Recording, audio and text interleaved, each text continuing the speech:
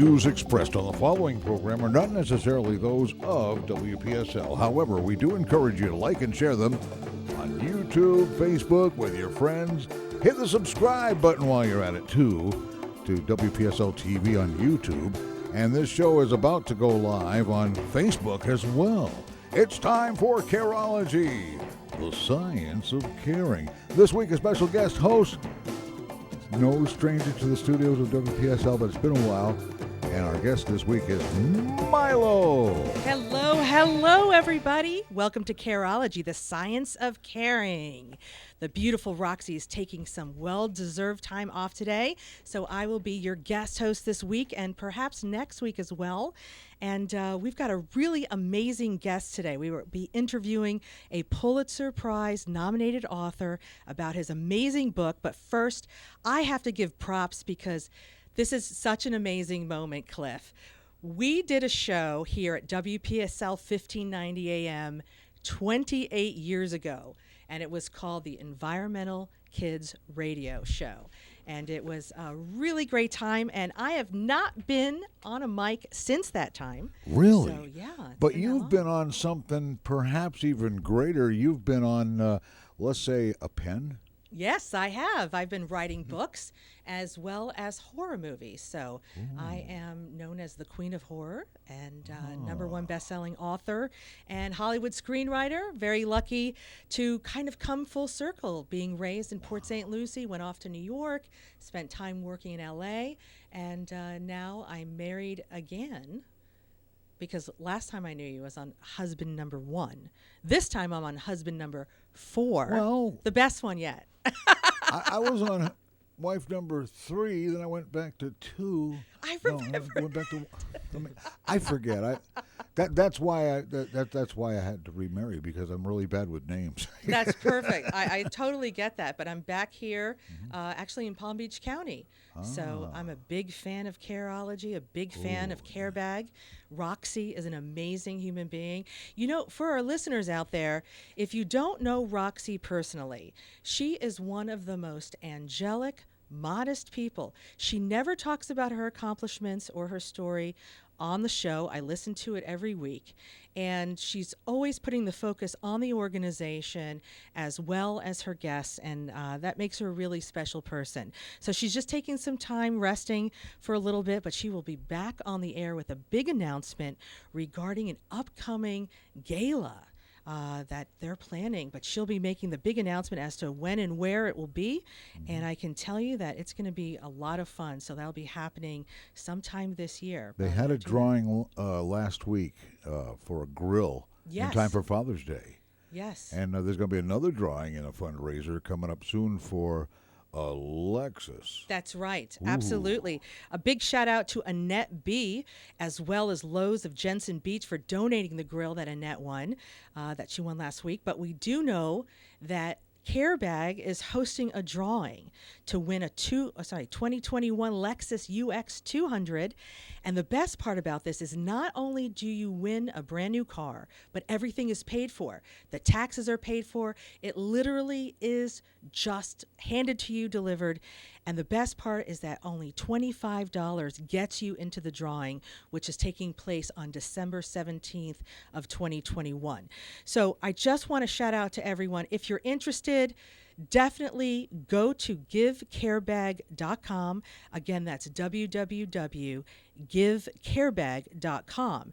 Put in $25. That gets you 12 chances at $25 to win that brand new car. And if you don't need the brand new car, I bet you know someone who does. So that's a really exciting thing. And of course, we have to thank our big, huge sponsor, Treasure Coast Lexus in Fort Pierce, who is making this all possible. So again, Treasure Coast Lexus, thank you so much for being such an amazing sponsor of the show. One other name we need to remember real quickly, because I know you're familiar with Jimmy Nettles, who created the Environmental Kids, which was like a little comic strip with these kids that were out there doing things for the environment. Yes. And he's still around somewhere doing all kinds of work out there. Yes. Big shout out to Jimmy. Yeah. Oh, it's been a Been a long time, but it feels like home. We'll get right into the show today. So we have a very special guest. We'll get to him. And again, I just want one quick reminder. CareBag's mission is to provide access to proper hygiene for those in need. Proper hygiene is a right, not a privilege. Again, if you're not as familiar with the organization, very often, and I think it's not said enough, this is an all-volunteer organization. That means no one gets a paycheck. Everyone involved, from the mobile shower units to the offices to everything that goes on with providing that stopgap between food insecurity and people who absolutely need help with hygiene items, and that's diapers, that's feminine products, you name it. This is where CareBag really makes a difference on the Treasure Coast. So now let's get to our guest. Now, I know Roxy has a very strict rule about not discussing politics on this show, but today we will slightly bend, but I promise you we will not break that rule by discussing important issues that are facing young Americans today. Now, for our listeners, if you have children, grandchildren, great-grandchildren, you're going to want to listen and stick with this show because today's guest is very special. We have the 16-year-old Pulitzer Prize nominated author of the book called Through the Eyes of a Young American, A Teenager's Perspective on Government, Politics, and Solving Our Country's Biggest Problems. And let me introduce you to him. And his name is Jett James Pruitt. That's Jett, like an airplane. Is that right? Yes, that is correct. Yes. So just a little bit about Jett. Jett is a 16-year-old, again, Pulitzer Prize nominated author. He's a high school student here in Florida, a political strategist, and founder and editor-in-chief of the GenZPost.com, which is a political news website. He was born here in Wellington, but he was raised mostly in Manhattan. He identifies as a male Native American. He's actually part of the Taino Arawak tribe. And he was diagnosed with moderate to severe autism at the age of 2 and was completely nonverbal until the age of 4. But after numerous early intervention, he actually was formally lost his autism diagnosis by the age of 6. Now, his unique interest in politics began around the age of 9, blossoming with the 2016 presidential election. But at the age of 14, he founded the political news website, the Gen Z Post, and became one of the youngest members of the U.S. Press Association. So, nominated for this past Pulitzer in 2021, his first book, Through the Eyes of a Young American, was written when he was only 14 years old, and it stayed at Amazon's top 20 bestsellers in politics for many months. He's got a second book coming out next year called The Progressive Conservative, and it's due for worldwide release in 35,000 bookstores. I have to tell you, Jett, welcome to the show. How are you doing? Thank you. I'm very excited to be here. I'm doing very well. Thank you for inviting me to the show. Yes, and thank you, Roxy, for inviting you to the show as well. I've seen Yes, your name indeed. in the chat room on the Facebook. Oh, yeah, that's Okay. right. He's a big Yes. fan of the show. Yes. Very much here. Let's get right to it. You identify as a progressive conservative. And again, I want to reiterate, we are really trying to stay away from leaning politically here Right. within this show. We're going to talk about mainly the issues. But you identify as a progressive conservative, which puts you pretty much on different sides of the issues. Can you explain what a progressive conservative is to our audience? Yeah, so this is an excellent question. So as I define it, a progressive conservative is someone who advocates for equal economic opportunity for all American citizens while preserving conservative values such as protecting the right to free speech and protecting family interests and so on and so forth. That's great. So in some ways, in some areas you lean left, and then in other areas you're quite conservative. Now, what inspired you to write a book to discuss these topics at such a young age? Well, as was previously mentioned, politics has essentially been my life. My interest in politics really blossomed with the 2016 presidential election, and it is my goal in life to establish a more peaceful, democratic, and just world. Right. And someone your age, I know so many young people your age who are writing poetry and fiction, and especially with the Harry Potter books and some of the fantasy genre, which is very big with your generation. Right. But you chose to write about politics. Why politics? Why now? Well, because politics is such a it's such a important and intriguing aspect to me of our society, and it is my life goal to serve in to serve in government and to commit my life to public service. That's great. That's great. We need more young people like you. I just pulled some quotes from the internet. Yahoo Finance calls you Gen Z's most powerful political strategist. And XQ America calls you a leader of Generation Z. Amazon describes you as one of the most powerful political voices of Generation Z. So the question for our listeners is, who is Generation Z exactly, and how well do you represent them? Generation Z actually succeeds, the millennial generation, and they are essentially the teenagers now as of 2021, and with prominent activists, political activists such as Alexi Greta Thunberg, Jamie Margolin, and Jerome Foster, who are also Gen Z activists. They are emerging as the new leaders of this country and the world. So early 20s, teenagers, some preteens would be Yes. considered Generation Yes. Z. Outstanding. So one of the things that I also saw on the internet, and again, if anybody wants to Google Jett James Pruitt on the internet, you can find out some of these great stories on your own. On election night 2020, you made worldwide headlines projecting the presidential electoral map more accurately than seven-figure polling firms did. Yet days later, the final counting of mail-in ballots changed that map significantly. So my question is, how do you feel about that? Well, I'm not necessarily upset by it, but it was very intriguing to see how the 2020 presidential election was unique, unlike any other presidential election in our country's history. Of course, with the emergence of the coronavirus pandemic, and then the recent movement to ensure racial equity following the horrific death of George Floyd. That certainly played a key component into it, as well as how the way American citizens voted how it was impacted by COVID-19, especially with the with the wave of mail-in ballots that were processed and collected at a certain time in the counting of the results. Certainly played an influential role in the very unique results. Yes, and we'll talk about that a little bit more later in the show, but for now, we do understand that voting is a hot topic, and which is very good, I think, because we take voting for granted. Voter integrity, voter suppression, voter accessibility is very key, and it's a wonderful topic that I think is nonpartisan, but we do know that others have been trying to make it partisan. But we'll get into that a little bit more based on one of the articles you wrote on your website, the Gen Z Post, which, again, is a great political news website for all ages. Is that correct? Yes, it's that's not correct. just for young people. No, In fact, for all primarily, would you ages. say, are your readers tend to be more of the Generation X and baby boomers? I say it's diverse. I say it's a diverse audience, for sure. Yes, Yes. I can see that.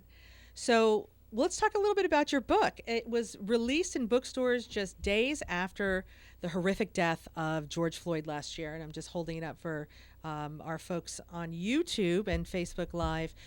And that was, by the way, George Floyd passed away on your 15th birthday. Is that correct? Yes, that is correct. Yeah, so that gives some perspective. And your book was released a couple of days later. So your book doesn't address that event or what's come out of that. But just reading off of the chapter headings, you do address and offer ways to resolve our nation's biggest challenges with health care. You talk about taxation, Social Security, trade, tariffs, protectionism, automation, climate change, education, debt forgiveness, which I assume is specifically for college borrowers. Also, issues of wealth inequality, labor, welfare wages, military spending, border security, universal basic income, capitalism, entrepreneurship, abortion, which is a hot topic for someone your age, gun violence, child sex trafficking, which I think was probably the most powerful chapters I've read in a long time, racism, you do touch upon that, and then, of course, COVID-19, the coronavirus pandemic. Of that very, very long list of issues facing America today, what do you think the three biggest issues are that are facing your generation in particular? I think the most looming threat is climate change, and then economically, the rise of automation and the development of artificial intelligence, and then cancer culture is certainly one of the most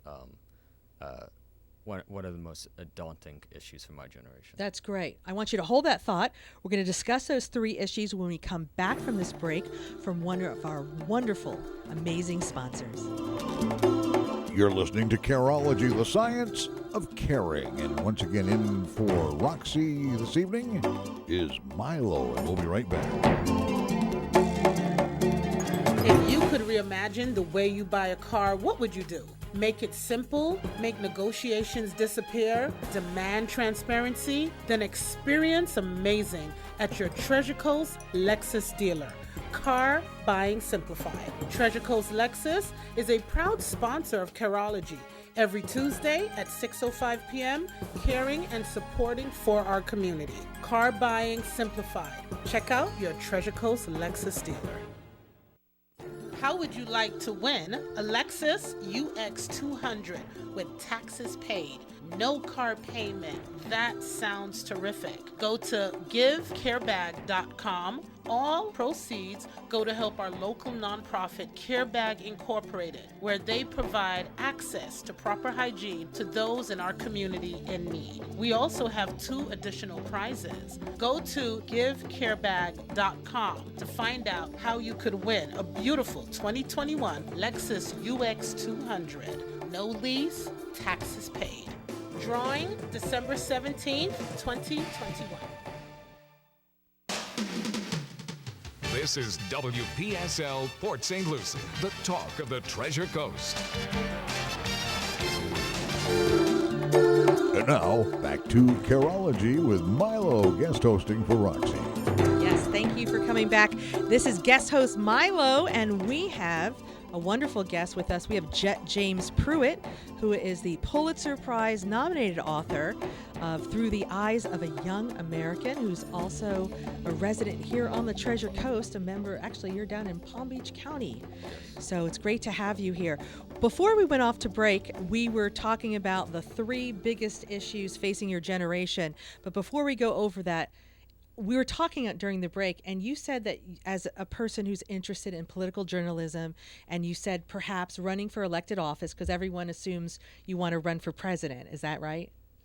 Well, I mean, I'm thinking about elected office in my future, but as of this moment, I'm more focused on becoming a journalist, and who specializes in constitutional law and Supreme Court decisions. I think that is what excites me. That would be great. Yeah. And you did say that you do watch broadcasts of the old Walter Cronkite, so that you can get a sense of what journalism used to be like before everyone started adding adjectives to the news story. Right. Yeah. Well, it's just seeing contrasting the 2 different times. It seems that most media outlets today have a very slanted and biased perspective on issues, as well as speculate on certain things that that could be true. So it seems like we need to restore journalistic integrity in our country. And independence, and taking that middle road. It's very hard to take the middle road and be able to deliver the facts. So let's go back to the 3 biggest issues facing your generation. You said climate change, and I'd like to talk about that more in detail later because I have a big question for you. Sure. And then the other thing, you said automation and the rise of artificial intelligence. That's a bit surprising to me as an answer. Can you talk a little bit more about that? Yes. So throughout the country, at fast food restaurants and department stores, companies are replacing human workers with kiosks and other self-serving machines. And of course, automation is projected to cause severe job losses and unemployment in the future for many industrialized nations. And this issue has been identified by many politicians. One particular person is Andrew Yang, a former 2020 presidential candidate. He advocated for the implementation of a freedom dividend, a universal basic income in short, by essentially giving $1,000 a month to every U.S. adult. So that's his solution to solving the problem. But it's certainly a looming issue in the future, and it could be an issue that could lead to massive unemployment for my generation. Wow, and that's something that I do believe very few teenagers or preteens are worried about robots taking over everything. And we have to give a shout out to Roxy, who is watching the show right now.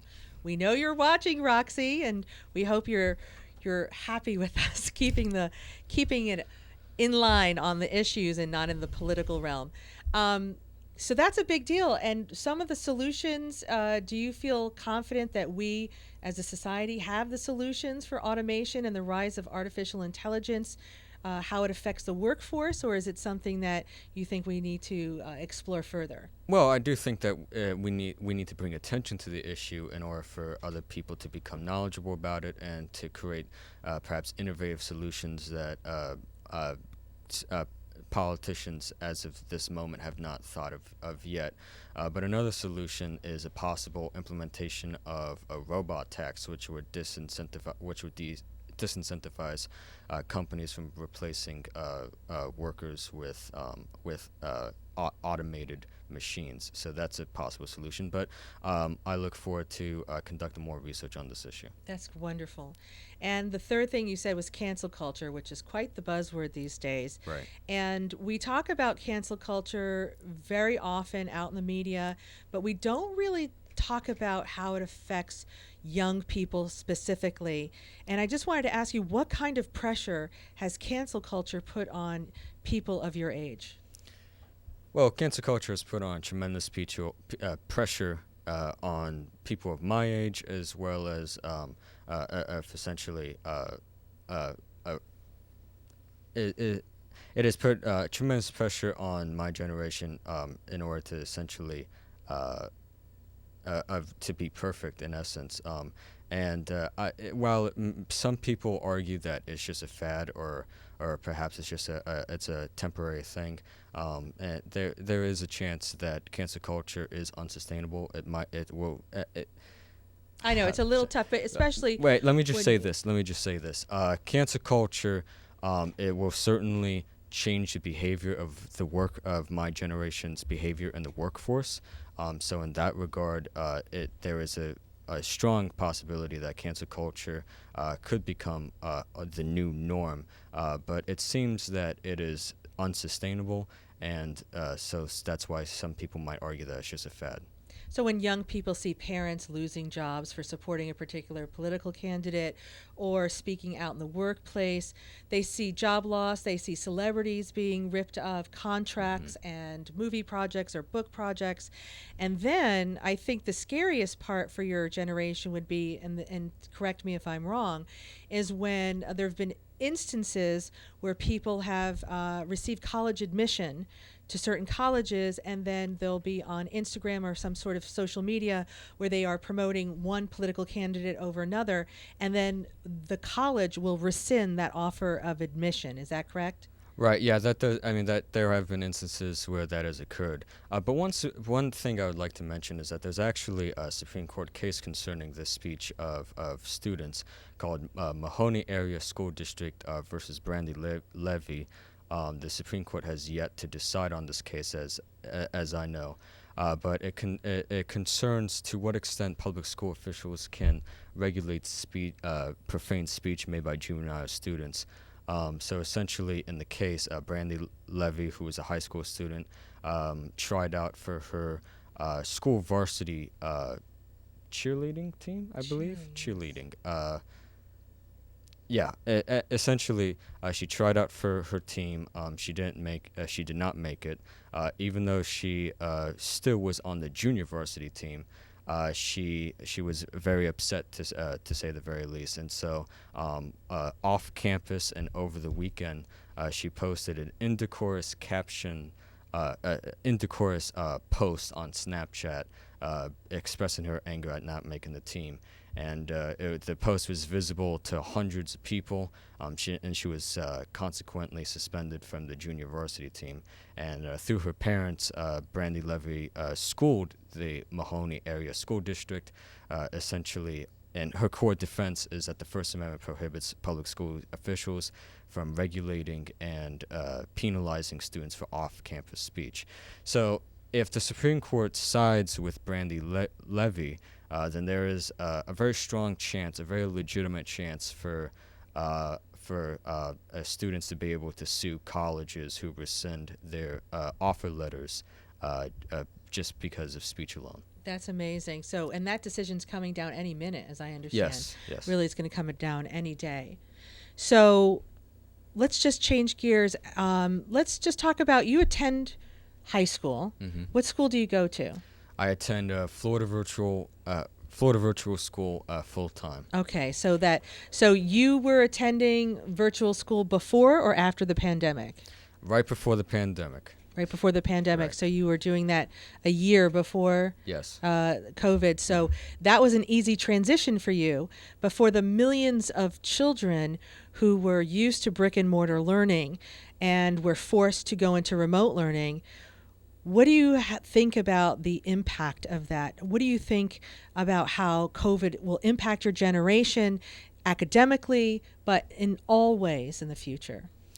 Yeah, so the COVID-19 obviously has shifted the way we conduct communication, conduct business, and it has been significant. And concerning the transition from brick and mortar school into remote distance learning, it certainly, some students, I think, from my perspective, some students have thrived and been okay, but some students are simply have not adapted well to the virtual environment, and essentially with the emergence of technologies such as Zoom, it's certainly going to be an issue for the future. And for our listeners who don't have young children in the house, what does a typical day of virtual school look like? Well, I wake up and then there's live lessons, of course, mandatory live lessons. So I wake up and then I sign in to the software, the portal, as we call it, and then we sign into our classes. We attend live lessons throughout the morning, and then in the afternoon and in the evening we do schoolwork. Okay, so you do have Florida, for example, in your school, you have Florida certified teachers who are live. You have to show up at certain times during the day. Yeah. And this is something you can ask questions during the classroom. Is that correct? Yes, you can either communicate via the chat box, or you can write your questions, or you can pick up the mic. Okay. And then after your classes, you have typical homework like everyone. And as I understand it, you do get tested in person. So for those tests like your AP, which is the Advanced Placement college level classes, the ACE program, which is Cambridge International, also the state testing, the FSA, the ELA, and such, all of those tests are proctored in person by local high schools. Is that correct? Yes. So essentially, you take the FSA exams or the ACE exams or the AP exams, depending on what exams you're taking at your district-assigned high school. That's outstanding. And I understand you're a valedictorian of your class so far. Is that right? Last time I checked, it was out of one. Yeah. Out of what? How many students? 1,062. 1,062. Yeah. That's amazing. So let me ask you this question. There seems to be so much pressure on high school students like you to achieve. Everywhere, if you meet a high school student who's trying to get into a highly selective college, and Cliff, did you know that Harvard's admission rate this year was 3% and Yale was 4%? That's all? Yeah, that is. I'm just blown away how the young people of today are so advanced. They are. The way we were. I mean, I get amazed over a 4-year-old granddaughter's words every now and then, but this guy takes all the cake. Well, what's amazing is just meeting so many young people who are starting nonprofits. They're all volunteering. Jett is a volunteer for CARE-OLOGY as well, and he's actually a quiet little producer, researcher for Roxy behind the scenes. So that's part of his work, and he's also a government liaison for the organization in putting together databases and such. And I heard him quoting case law. I mean, he could go to law school. And yes, do he well, could become I bet, but Supreme Court Justice Jett James Pruitt. Whoa. We don't know where it's going to go. But no pressure, because if you just wanted to open up a AC repair shop, that's okay too. And we need to let people know that, because you can make just as much money. And I think maybe this generation gets it, but I'm not sure, because the way they put so much pressure on themselves, it looks like, again, Harvard and Yale at 3% and 4%. Even University of Florida only accepts a third of its applicants today. In fact, all of the colleges have their lowest acceptance rates ever. And as the SAT and ACT standardized testing becomes test optional, those application numbers get higher and higher to the more competitive schools. And, you know, these kids are expected to volunteer, extracurricular, maintain A's and B's, if not straight A's, in their classes. And then you're writing books, you're managing a news website, you're writing articles, and you're doing other things, Model United Nations, student government.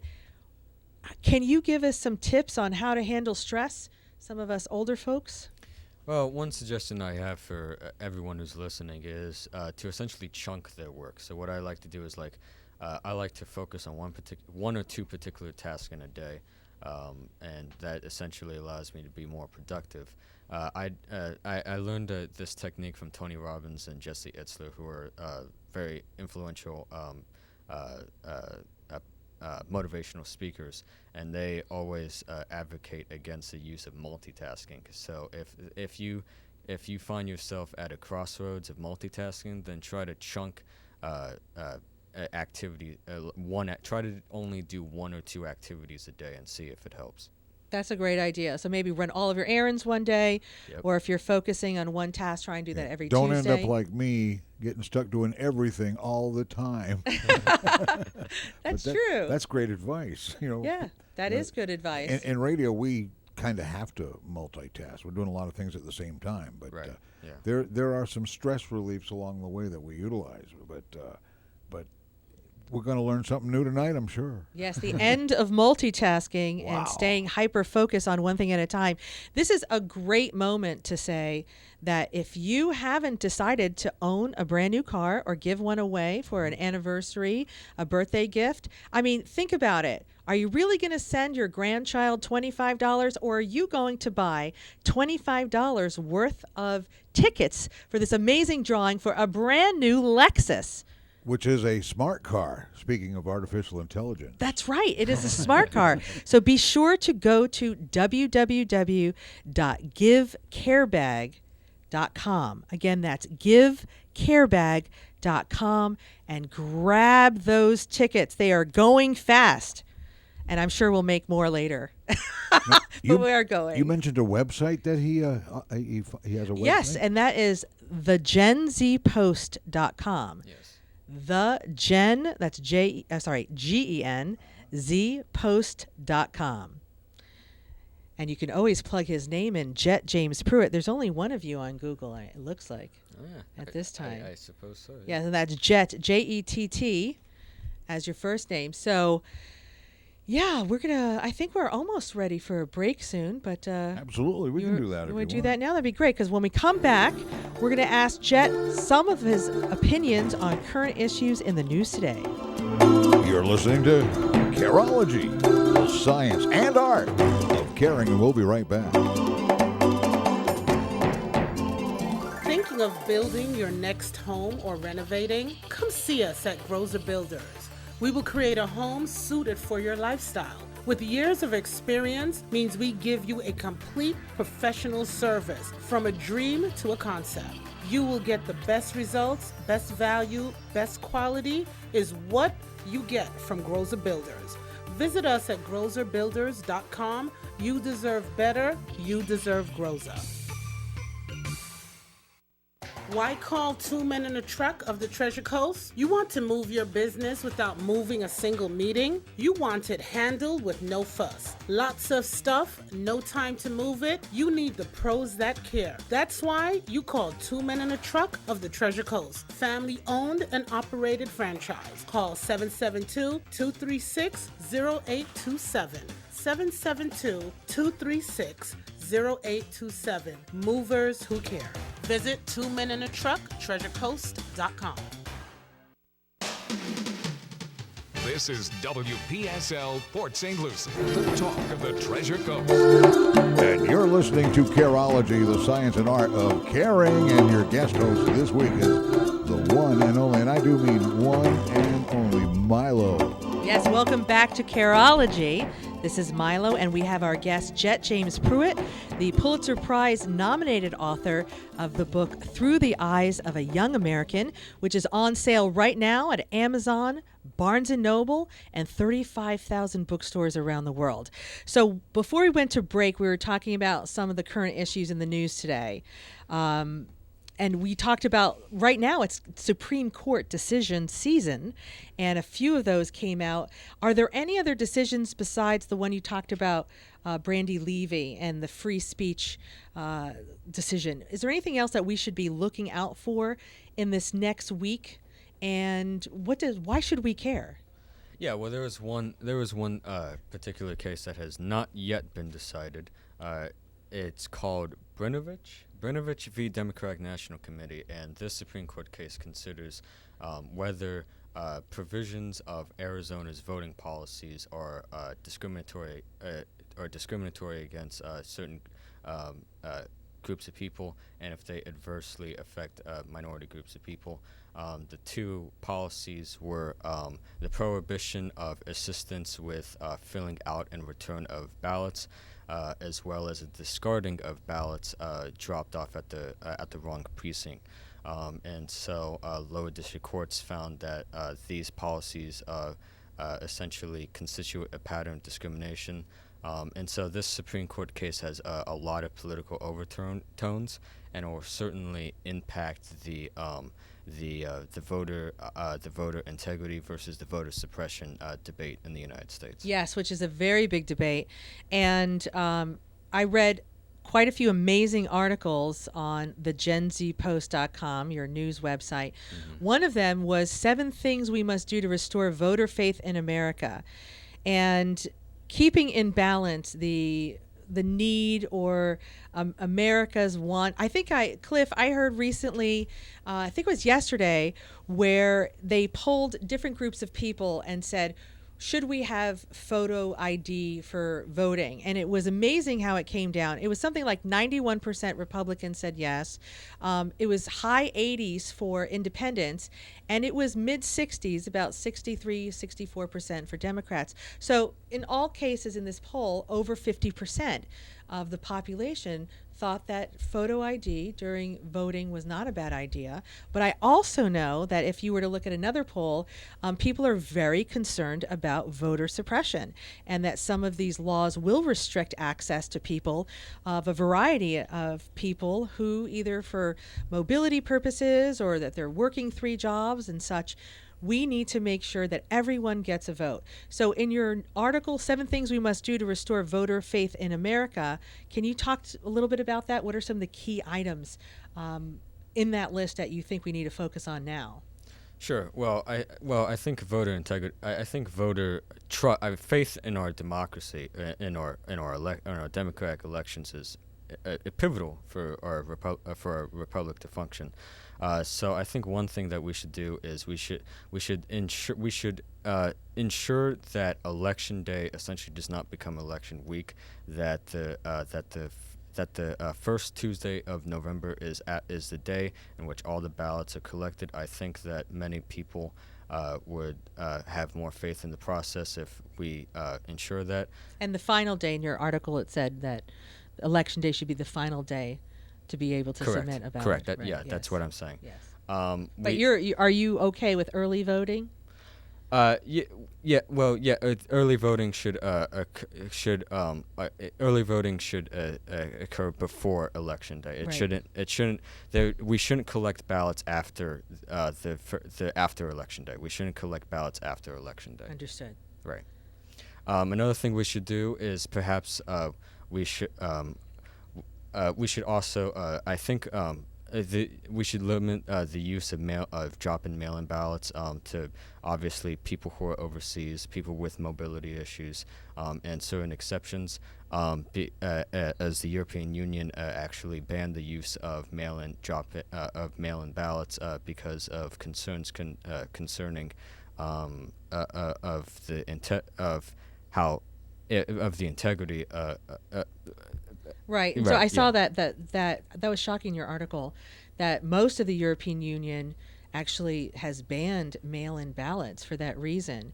And in the article, you also mentioned that, and I thought this was something that we all need to remind ourselves, we all know the date well in advance of when Election Day is, and that you mentioned the effort should be put into getting IDs for those who don't have it. And you are Native American, right, and I'm sure you recognize that there are some Native American groups where IDs are not common and there's some issues, but that we can put the efforts in making sure everyone has the credentials they need. Correct, yes, to be able to vote. But you do believe at least in 7 days early voting? Yes, yes, I do. I do believe that there should be a small time frame of early voting, but I do believe that once again that we cannot make Election Day election week. I am completely for giving everybody the making sure that everyone has the proper credentials and the identification to vote. I also believe that another thing is that we should end same-day voter registration. 19 states in the District of Columbia have same-day voter registration. I believe that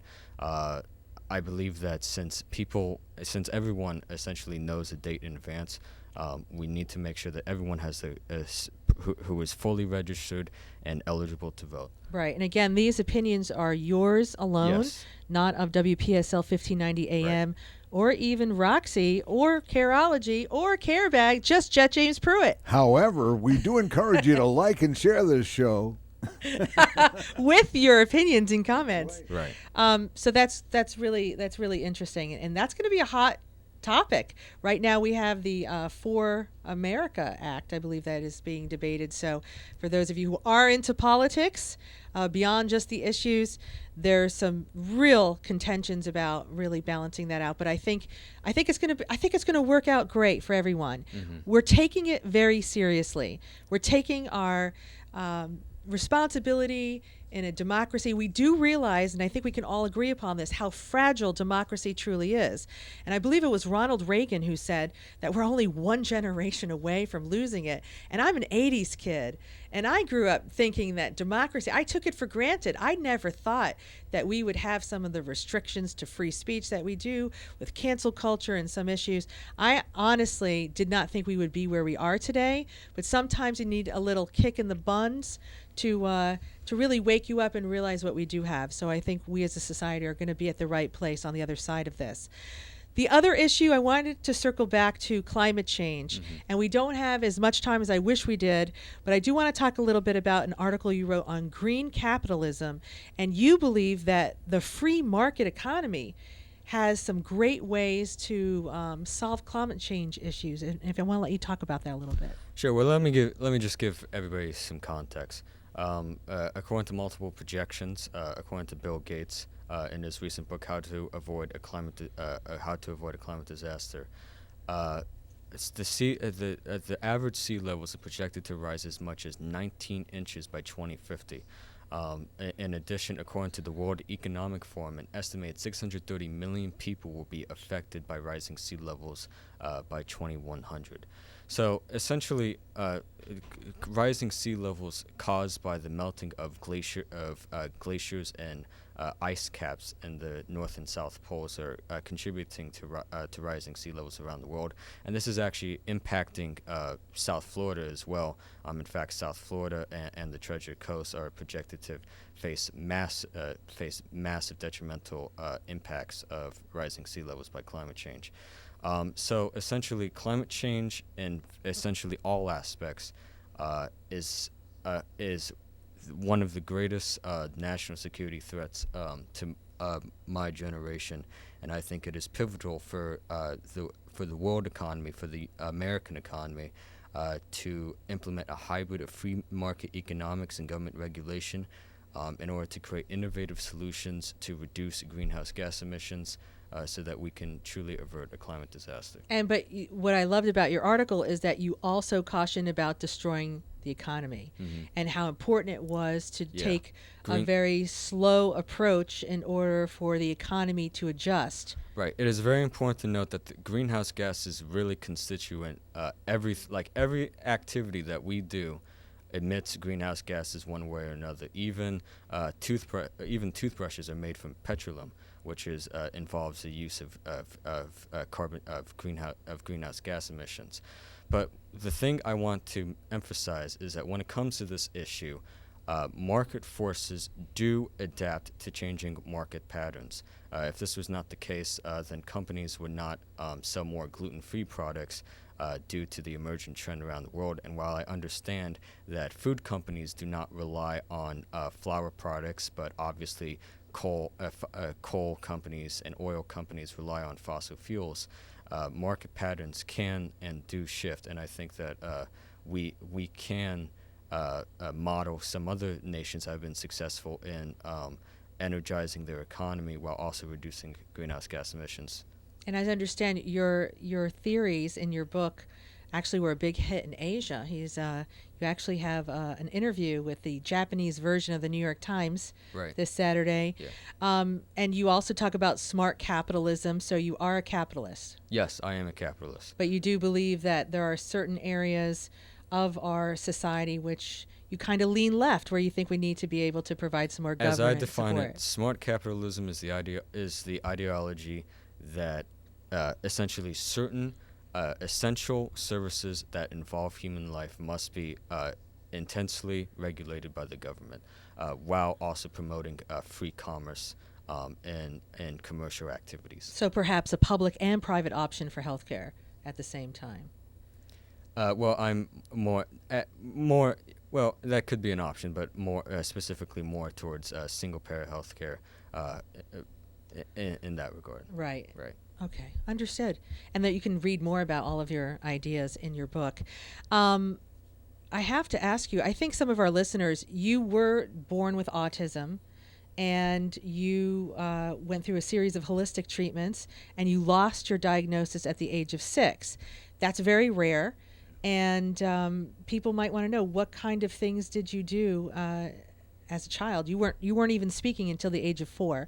Right. Which is why you were out of mainstream school for 2 years, which is why you're a little bit older than your classmates. You're going to be in the 10th grade, Cliff. He's starting the 10th grade this August. I think the future's in great shape. I think we're going to be all right with the kids like him. Yes. It's like a whole new world now. Yes, a whole new world. Finally seen it in the young adults, and which is very hard to see, because it's rare. It's rare, and they're all locked up they're on screens and they're behind closed doors, so you don't get to see them as often. But what were some of the natural interventions that you went through? Sure. Well, just for context, I scored a 37 on the CARES exam. And that's the childhood autism rating scale. Yes, that's correct. And 37 is right there on the borderline between moderate and severe. Moderate to severe. So that was I was diagnosed with moderate to severe autism with a 37 CARES exam. My mother, who is with me. Oh yeah, did I mention I'm his mother? Did I mention that? She She used a mix of conventional treatment as well as holistic treatment. She liquidated her entire savings, and she I underwent ABA therapy. She gave me holistic therapeutics. For example, I went on a gluten-free, casein-free diet. That's a big one, the gluten-free, casein-free diet, as well as fish oil, therapeutic amounts of fish oil and some other vitamin supplementation. Right. Occupational therapy I also underwent through. Yeah, it was a real therapy. team Right. of people. So, Yeah. but I think that if anyone out there is listening and there's a real window of where you can make some serious change, and that's usually before the age of 6. And so definitely look outside of the traditional medical community and explore what other options are out there. Again, but I will say that gluten-free, casein-free diet is good for everyone, and it's obviously done a tremendous job for you. And being that you just started speaking at about 4.5, I think you're doing a fantastic job today, Jett. Last but not least, we only have a couple of minutes left. I want to ask you, since we're New Yorkers, who are you rooting for in New York City's mayor election, and who do you think will win and why? I think one particular candidate, Andrew Yang, it's going to be very interesting how voters respond to his message of universal basic income, given the effects of COVID-19 and how stimulus packages made by both former President Trump and current President Joe Biden have impacted that sort of message about him advocating for universal basic health care. So it's going to be very interesting to see if he is elected mayor. It's going to be very interesting to see how well, if he implements that idea, and how well it will play out in the city. It'll be really interesting to watch for sure. And wow, this has been a great time. Do you have any other final thoughts or comments that you want to make? Well, I just want to thank. I just wanted to thank the producers of. I want to thank Roxy for inviting me here. I want to thank everybody for inviting me to the show. That's great. And Cliff, do you have any questions? Yeah, where's your book available at? CBC. Yeah. Where's your book available? Do I mention? Oh, Amazon. I'll mention it for you. I'll answer. It's on sale at Amazon, Barnes & Noble. Best thing to do is buy it on Amazon.com. It gets there the quickest, but you can order it on BarnesandNoble.com. Right. You can also order it in the stores. I believe Target also sells it. Target sells it. Walmart sells it. And it was on the top 20 bestsellers in politics on Amazon's bestseller And it's been list. nominated for a Pulitzer? Yes. Yes. And those prizes were awarded on Friday, June 11th. And where were you when you heard the news and watched the show? Believe it or not, I was in New Orleans, Louisiana, at the World War II National Museum. So Yes. When I heard about it, so that when I heard the announcement of the prizes to the respective winners of the categories. Wow, that's just amazing, Jett. Thank you again. The name is Jett James Pruitt. The book is Through the Eyes of a Young American, a teenager's perspective on government, politics, and solving our country's biggest problems.